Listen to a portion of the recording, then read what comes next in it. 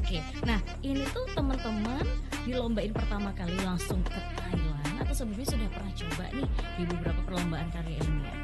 Udah pernah beberapa kali di Indonesia, dan yang terakhir kali itu menang itu di lomba esai Sultan Agung Tirta Yasa, ya, Tirta. Itu juara Di 1. belakang tuh ya teman-teman, kalau lihat ada juga tuh ya beberapa sponsor lainnya. Boleh dilihatin nggak nih? Boleh, cus. Ngek. Asik. Coba ya teman-teman hitung, banyak banget. Boleh.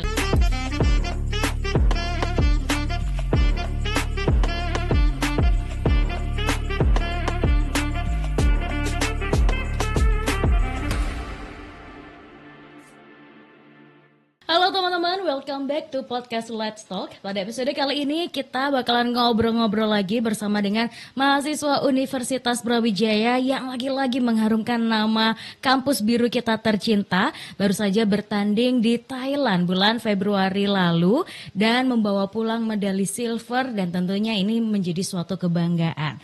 Dan dia mempunyai karya bersama dengan rekan-rekannya sebuah aplikasi untuk teman-teman disabel tunarungu dengan nama ISES. Nah, selengkapnya langsung aja kita ngobrol bareng dengan DJ.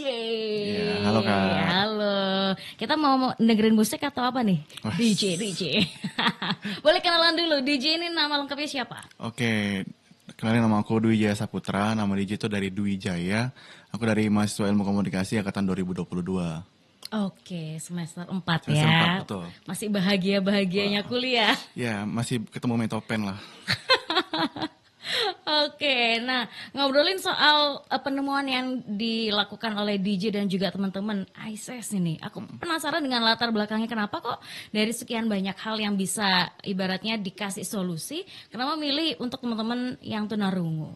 Oke, jadi sebenarnya latar belakang dari penelitian kami itu dari saya sendiri sebenarnya itu ada salah satu cutting saya yang lumayan dekat dengan saya itu yang memang mahasiswa disabilitas gitu. Jadi beliau ini disabilitas tunarungu, dan beliau ini saya lihat kadang-kadang kan selalu pakai juru bahasa isyarat, tapi terkadang juru bahasa isyarat ini sendiri tidak bisa menemani beliau karena ya punya kegiatan masing-masing lah ya.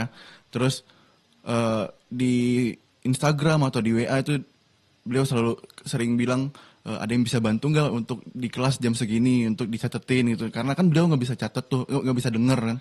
Jadi mengalami kekurangan dalam pendengaran, nggak bisa nyatet, jadi minta bantu orang buat nyatetin buat dia baca nantinya. Nah jadinya wah kalau gini terus kan UB kan memang kampus inklusif, tapi penerapannya kan nggak sesempurna itu, masih ada gap antara teman-teman disabilitas dengan teman-teman non disabilitas lainnya gitu. Jadi saya pikir saya hubunginlah teman-teman disabilitas lainnya, termasuk mas yang tadi, kira-kira butuh apa deh buat lebih menyempurnakan ataupun menghilangkan gap ini tadi, menghilangkan batasan-batasan bagi teman-teman disabilitas tadi. Dan mereka menyarankan ada aplikasi yang mobile yang bisa ngebantu mereka buat ngecatat tanpa perlu ada bantuan orang lain gitu. Nah udah kita pikirin, kayaknya saya riset lebih dalam tuh kan, saya cari lebih dalam kira-kira apa deh yang bisa bantu mereka gitu kan. Dan timbullah ide aplikasi ISES ini sendiri. Oke, berarti ini produknya seperti apa nih? Sampai pada akhirnya bisa membantu mencatatkan nih yang dijelaskan dosen. Kayak gimana tuh produknya? Oke, jadi ISES ini punya 2 fitur utama. Oke. Fitur utama itu AI Speech dan AI Write. AI Speech itu adalah fitur untuk membantu teman-teman disabilitas kayak Google Speech yang bisa mencatat omongan orang lain melalui fitur voice note ataupun voice ini dari fitur suara gitu. Nah dari fitur ini sendiri teman-teman disabilitas itu bisa menghidupkannya untuk mencatat, dan ada langsung timbul catatan itu yang diomongin dosen itu sendiri. Dan AI ini sendiri jadi dari yang saya tanyakan, teman-teman disabilitas itu sulit untuk memahami kalimat yang tidak baku karena mereka banyak memahami kalimat-kalimat yang terbaca bukan terdengar. I see. Jadi kalimat yang terdengarkan adalah kalimat yang diucapkan sehari-hari. Kalau kalimat terbaca adalah kalimat yang kayak di majalah, di koran, yang kalimat baku. Jadi di era ini sendiri bisa membantu mereka untuk mengubah format yang dari kalimat tidak baku tadi menjadi kalimat baku, sehingga teman-teman disabilitas bisa lebih memahami gitu. Kepikiran sampai ke sana ya, karena benar-benar difikirkan fungsinya, benar-benar kepake buat teman-teman itu. I see. Ini sudah langsung dicoba kah ke teman-teman atau masih berupa ide saja? Masih berupa prototype, belum direalisasikan karena sekarang masih proses pengembangan.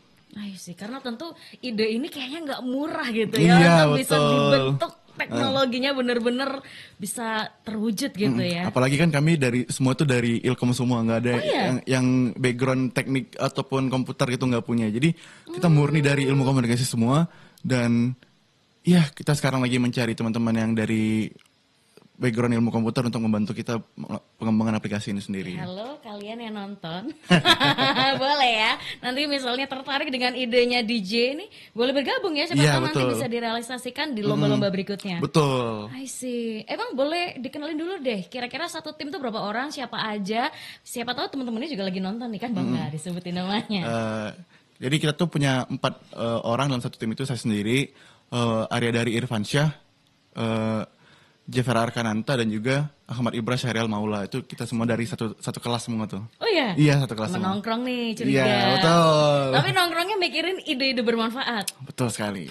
Teman-teman nongkrong, teman-teman jalan-jalan juga. Asik. Jadi setiap jalan-jalan mikirin, kamu udah bikin latar belakang belum? Kamu udah Betul. bikin RAP belum gitu? Betul. Jadi nongkrong itu produktif. Wih sih. Kita nongkrong kemarin mikirin itinerary di Thailand mau kemana aja. Produktif dan Iya. juga sekalian ya, Sekalian. sambil nyelam minum air. Iya, Seru betul. banget.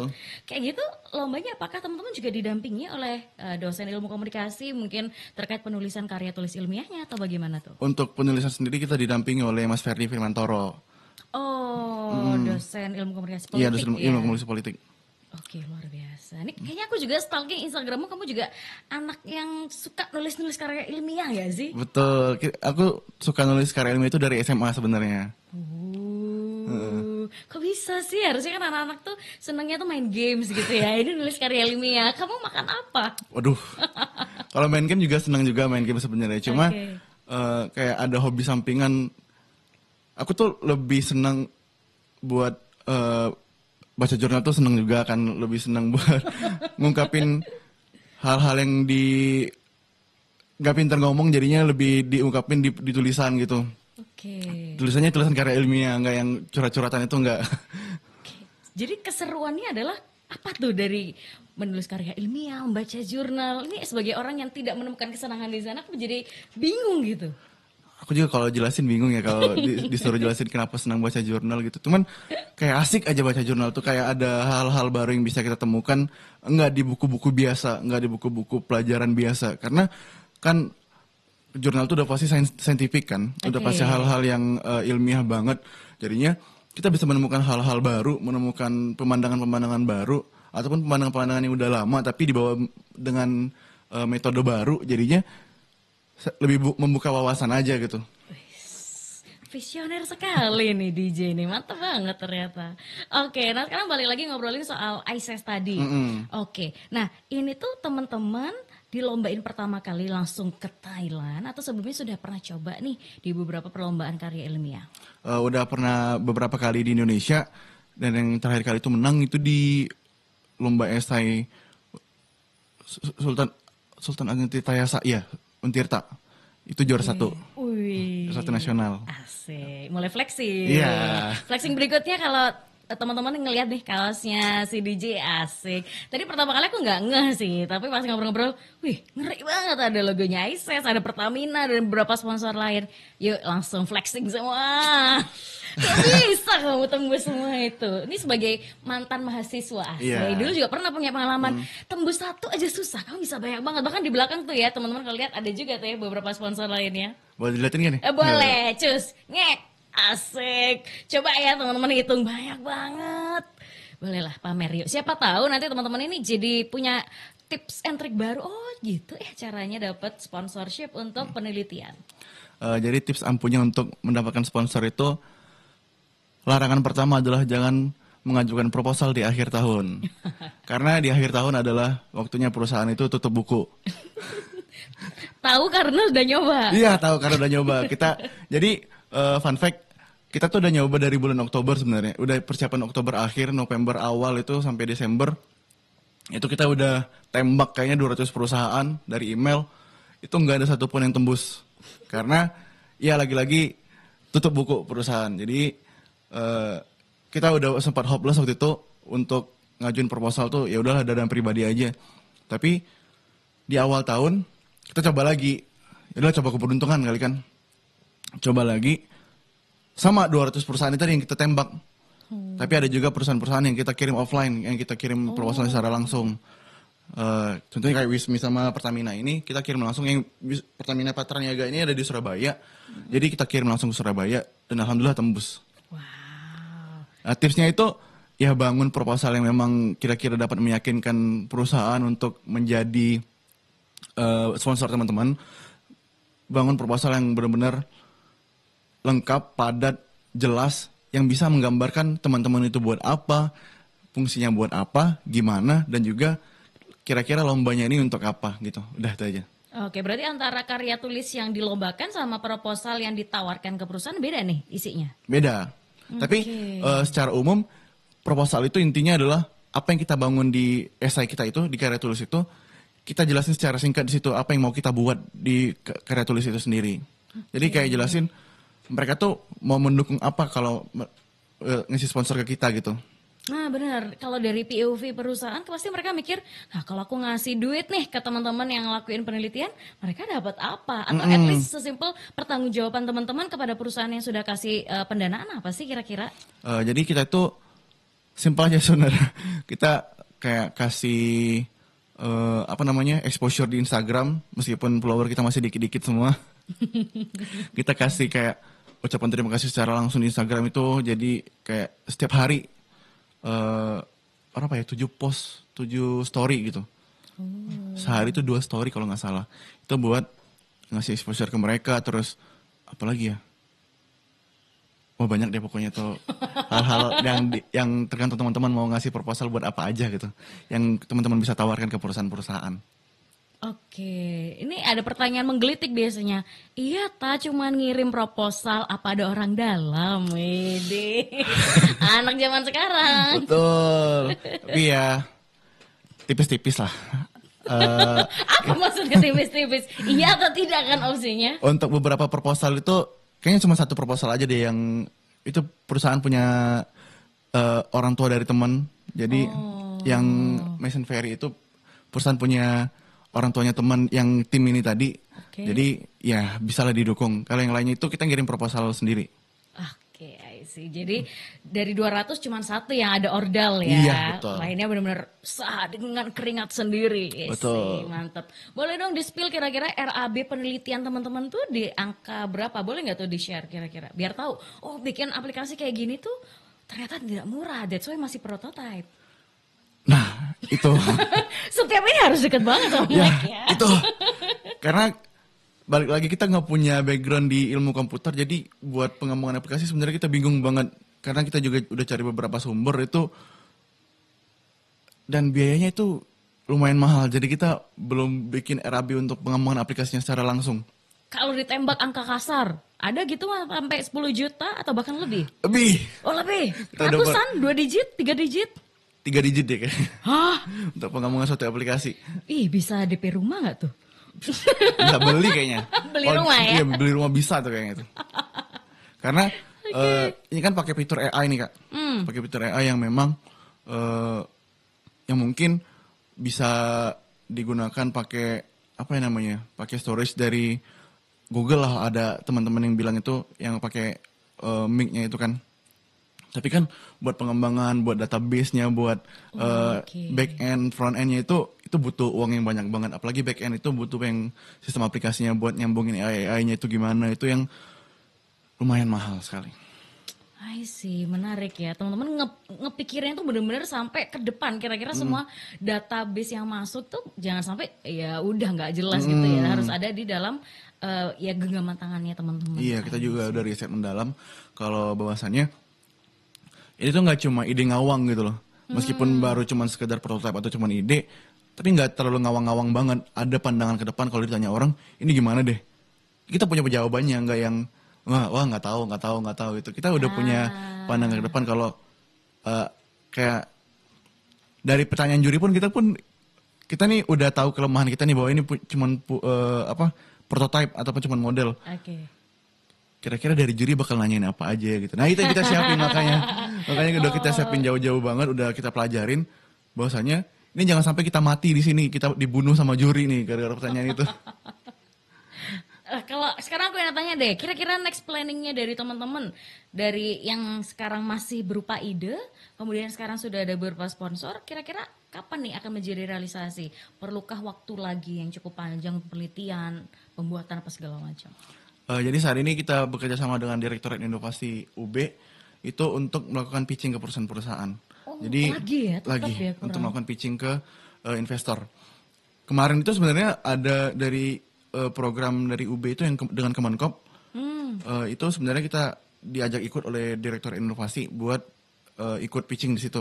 Tapi ternyata update-nya itu harus dari startup yang sudah berjalan. Nah kita kan belum berjalan nih, jadinya ya udah nggak bisa. Tapi dari Direktur Inovasi juga nawarin, ini ada kegiatan lain nih buat diikutin. Bisa nanti buat diikutin di Malang gitu kan. Karena dari 5 kota salah satunya adalah Malang gitu. I see, oke. Ini kalau jadi startup beneran ya, kira-kira teman-teman sudah memikirkan sampai ke kira-kira nanti profitnya dapat dari mana sih? Kira-kira penggunanya akan sebanyak apa? Itu udah kepikiran nggak tuh sama teman-teman? Waduh, untuk kita sama teman-teman itu kayaknya lebih mikirin kebermanfaatan aplikasinya aja. Kalau profit tuh belum mikirin sih. Oke. Kalau kebermanfaatan aplikasi kan nggak cuma teman-teman UB, tapi teman-teman dari seluruh Indonesia gitu kan yang kita pikirin.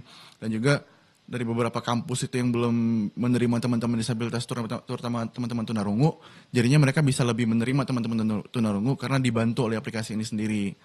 Oke, sekarang kita balik deh ngomong kepada kebermanfaatan alatnya atau fungsi dari alatnya tadi. Tadi sempat juga disinggung terkait, oke nih misalnya dosen ngomong langsung bisa jadi sebuah tulisan. Nah sekarang kalau misalnya praktek nih di kelas gitu ya, ada teman yang tunarungu, mereka ini harus punya device tertentu atau ini berupa device yang ada mereka gunakan atau kayak gimana nih proses penggunaannya? Jadi bentuknya itu adalah sebuah aplikasi mobile yang memang bisa mereka gunakan di mana aja itu. Jadi nggak cuma buat di kelas aja, tapi di luar kelas pun mereka bisa gunakan kalau memang mereka membutuhkan gitu. Berarti mereka harus punya smartphone ya Iya intinya. betul. Oke, berarti Siapa sih yang nggak punya smartphone sekarang gitu? Aku nggak tahu apakah teman-teman disabilitas tuh sekarang punya ya semuanya? Punya, malah mereka handphone itu sangat memudahkan mereka untuk berkomunikasi dengan orang lain. Oh iya, kayak gimana tuh misalnya? Jadi untuk sementara ini yang saya ketahui buat teman-teman tunarungu itu mereka berkomunikasi melalui chat aja gitu. Meskipun depan-depanan nih, kalau nggak bisa bahasa isyarat ya udah sambil chat aja. Saya juga sering gitu karena saya bisa beberapa sedikit bahasa isyarat tapi nggak semuanya kan, jadi masih bingung. Jadi saya teman sama masnya tadi itu kalau lagi depan-depanan itu sambil chatan. Lebih lancar Lebih chat lancar. ya. I see. Dan juga nggak cuma bagi teman-teman tunarungu, bagi teman-teman tunanetra itu saya pernah mewawancara salah satu teman-teman tunanetra dari UM. Itu kalau nggak salah beliau dari Lamongan ke Malang itu sendiri. Bayangin naik bis sendiri. Terus saya tanyakan, dia bisa pakai HP, pakai laptop nggak? Bisa. Oh iya. Saya juga di luar pikiran saya bahwasannya teman-teman tunanetra itu bisa menggunakan laptop, bisa menggunakan HP. Ternyata dari HP itu ada fitur talkback ataupun asisten yang bisa membantu mereka kayak bisa lebih memudahkan mereka menggunakan HP itu sendiri. Ataupun laptop juga bisa ada fitur itu. Jadi pas ketemu dengan beliau itu, saya tuh hampir gak percaya kalau beliau ini tunanetra. Bahkan beliau bisa ngoding tipis-tipis. Iya. Wow. Itu yang wow. Itu di luar pikiran saya sekali karena untuk di daerah saya sendiri teman-teman disabilitas itu kurang diterima untuk di lingkungan pendidikan. Jadi ketika di Malang teman-teman disabilitas diterima seluas itu, welcome itu, jadinya ternyata mereka punya potensi ya, ternyata mereka bisa loh, ternyata mereka bisa untuk berkembang, tapi terkadang dibatasi oleh batasan-batasan pendidikan itu sendiri gitu. Itu yang saya pikirkan selama ini. Jadi oke, di Malang mungkin teman-teman disabilitas se-welcome itu diterima, tapi kan nggak semua daerah bisa menerima itu. Keren, Malang keren. Iya keren, ya. keren. Terutama Universitas Brawijaya, betul. Tidak pernah melupakan alma mater kita. Iya. Mantap banget. Berarti dengan adanya teknologi ngebantu mereka dengan adanya aplikasi sebelumnya, apalagi kalau ISS ini benar-benar ada nanti Iya, ya. betul. Wah, ini perusahaan-perusahaan yang nonton, ayolah dibantu. Karena kan kita juga akhirnya membantu pendidikan Indonesia juga Iya ya. betul. Secara Karena nggak mereka langsung. juga punya potensi dan punya kemampuan-kemampuan yang bisa bersaing dengan teman-teman non disabilitas lainnya. Bahkan kemampuan mereka itu bisa dibilang lebih dibandingkan non disabilitas lainnya karena mereka sadar memiliki kekurangan, akhirnya mereka mengembangkan satu kemampuan-kemampuan lain yang tidak dimiliki oleh teman-teman lainnya gitu. Boleh contoh nggak? Misalnya dari yang dikenal aja deh sama DJ, adakah mungkin teman-teman disabilitas yang ternyata punya prestasi atau mungkin juga lomba-lomba seperti DJ? Jadi balik lagi ke masnya tadi yang saya wawancara yang untuk aplikasi tadi, itu beliau itu eh, merupakan penulis yang memang tulisannya udah banyak terbit gitu kan. Terus beliau juga dari semester kemarin dan semester ini itu MSIB dan beliau jadi ketua dari klub MSIB-nya di kelompoknya dia itu. Sekarang beliau lagi MSIB atau magang di detik.com dan itu beliau menjadi salah satu teman-teman disabilitas yang diterima di detik.com dan jadi ketuanya juga. Jadi Sampai tribe. merinding loh aku. Iya. Keren Jadi banget ya. kita tuh kadang memikirkan kalau mereka punya kekurangan ada batasan. Padahal enggak, mereka punya kelebihan juga gitu loh. I see. Ini POV lain yang Iya. kadang kita jarang tahu karena Iya, karena kita cuma ngelihat mereka sebagai teman-teman yang memiliki kekurangan, teman-teman yang memiliki batasan-batasan, jadinya underestimate kepada mereka. Padahal sebenarnya mereka punya potensi loh gitu. I see. Mungkin belum banyak juga yang membicarakan tentang hal ini. Iya, betul. Baik media atau keseharian kita. Wah, ini menarik nih. Keren. Dari keseharian ditemui oleh DJ, akhirnya muncul sebuah ide dan akhirnya sekarang punya planning mateng ya ke Iya. depan mau seperti apa. Betul. I see. Keren. DJ ini juga aku lihat di Instagram ya, lagi-lagi Yes. stalking cuy. Ngomong-ngomong isyarat, kayaknya kamu juga punya ya semacam kelas online atau seperti apa tuh yang ngebantu teman-teman tentang bahasa isyarat? Itu saya content writer di kelas isyarat. Nah, kelas isyarat itu sendiri adalah sebuah platform yang dibikin oleh masnya tadi. Oh gitu. Masnya itu yang bikin kelas isyarat itu sendiri yang juga jadi kayak banyak teman-teman itu yang pengen belajar bahasa isyarat tapi terhalang waktu, terhalang tempat. Jadinya ada platform ini dibentuk oleh masnya tadi buat ngebantu teman-teman yang pengen belajar bahasa isyarat supaya berkomunikasi dengan teman-teman disabilitas itu lebih lancar lagi, lebih mudah gitu. Jadi saya merupakan salah satu content writer di situ. Ih keren banget loh, udah sibuk kuliah, sibuk Ya, penelitian, betul. masih support jadi content creator, keren banget. Tahu bahasa isyarat sedikit-sedikit nggak? Mungkin bisa diajarin nih teman-teman yang simple deh. Yang saya ingat itu kayak terima kasih sama-sama gitu. Itu ada rekan kita tadi dia tepuk tangan katanya begini ya, Iya, gitu. bener ya tuh? Iya.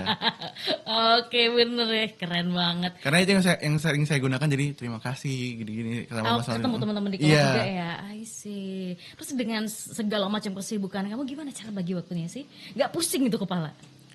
Alhamdulillah tidak. Karena alhamdulillahnya enggak ya. Jadi buat bagi waktu itu kadang kan buat esai itu di waktu-waktu luang aja sebenarnya. Wis. Waktu luangnya cumanya dikit-dikit. Jadi kuliah sekarang itu 24 SKS, berapa praktikum? 3 praktikum kalau nggak salah. Oh. Dan itu aku sengaja buat padetin di 3 hari, Senin, Selasa, Rabu. Jadi jadi sehari itu 3 mata kuliah. Jadi semuanya kan 9 mata kuliah tuh. Nah, Kamis, Jumat, Sabtu, Minggu kan kosong. Itu di waktu dipakai buat esai ataupun buat baca-baca, buat nulis konten di kelas isyarat tadi. Jadi memang diatur buat semaksimal mungkin di hari-hari itu Senin, Selasa, Rabu udah mentokin di situ. Hari lainnya istirahat kayak mau buat esai kayak mau nulis content writer kayak gitu. Wih, ngeri banget. Terus kalau pas PR-nya di satu hari yang sama 3 matkul, Itu sebenarnya yang jadi tantangan. Kadang awal-awal mikir, padetin aja lah biar bisa Kamis, Jumat, Sabtu, Minggu kosong gitu kan. Ternyata Jeng, jeng. tidak semudah itu. Ternyata pas ada tugas, wah mampus juga. jadi ini trial and error Ya, ya. semester berikutnya tidak lagi. Karena jerah, takut. Iya loh, semakin semester tua kan Iya. semakin yahut. Apalagi semester kemarin sama semester ini tuh ketemu Metopen tuh mampus ya. Oke, ini mungkin last question ya Yeah. buat DJ. Sebenarnya aku pengen kamu ngasih motivasi nih buat teman-teman yang mungkin sekarang masih belum ketemu jalannya, passionnya apa segala macam. Kalau kamu kan udah benar-benar passionku di karya tulis ilmiah gitu ya. Nah teman-teman yang masih bingung arah nih, mereka harus ngapain sih? Jadi bagi teman-teman yang belum nemuin passion atau mungkin udah nemuin passion tapi belum mendalami, cari hal asik dari hal yang sesuatu hal yang pengen teman-teman jalani gitu. Cari hal-hal yang menyerukan atau hal-hal yang memang teman-teman senangi dari hal yang memang hal yang teman-teman pengen dalami gitu. Karena kayak saya sendiri, saya menemukan keasikan dari membaca jurnal, dari menemukan inovasi-inovasi baru, dari menulis esai itu, saya menemukan keasikan sendiri situ karena saya bisa mengungkapkan perasaan-perasaan saya, mengungkapkan pikir-pikiran saya dalam bentuk-bentuk ilmiah. Tapi bagi teman-teman mungkin yang memang senang di fashion ataupun senang di kayak MC ataupun lain-lainnya itu, ya udah dalamin aja dan temukan keasikan situ supaya teman-teman betah untuk berada di situ. Oke, sih mantap banget nih ya. Semoga DJ dan teman-teman bisa terus mengembangkan ISES Amin. sampai benar-benar bisa digunakan oleh teman-teman disabilitas ya. Terus menginspirasi DJ. Asik. Dan teman-teman semoga episode kali ini juga bisa menggerakkan hati teman-teman ya, bukan hanya berprestasi tapi bagaimana bisa bermanfaat untuk sekitar. Oke, nanti kita ngobrol-ngobrol lagi di episode-episode berikutnya. See you, bye-bye.